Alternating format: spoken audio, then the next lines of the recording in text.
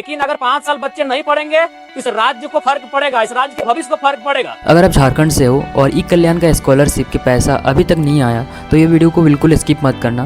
बहुत सारे students OBC, SC, ST category के पूछ रहे हैं कि पैसा कब आएगा। इस इशू को लेकर अभी रिसेंटली डुमरी के एमएलए जयराम मातो ने विधानसभा में आवाज़ उठाई है।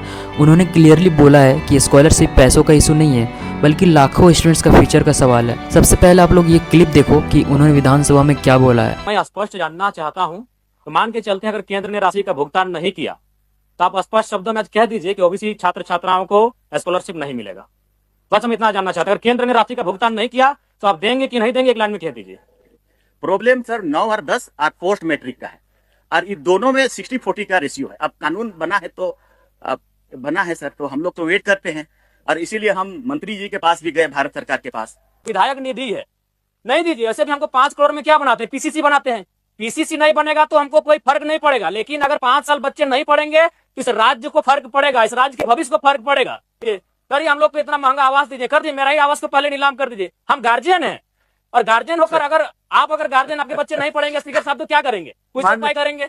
आपका भावना तो सही मैं तो है। सुझाव दे रहा हूँ कि उनको ऋण दीजिए, बिना ब्याज के ऋण दीजिए। सेंट्रल हम सेंट्रल गवर्नमेंट क्यों बोलेंगे, हम एक विधायक, हम राज्य सरकार को बोलेंगे। कौन सा बोलिए, हम सेंट्रल गवर्नमेंट बोलेंगे। चलिए, हम सेंट्रल गवर्नमेंट से डिस्कस करने के लिए नहीं आए माननीय हैं। मंत्री हम विधायक, हम राज्य सरकार से पूछेंगे, माननीय मंत्री जी, हम राज्य सरकार से पूछेंगे। बच्चे बोल रहा है। ये ऋण का बात नहीं है।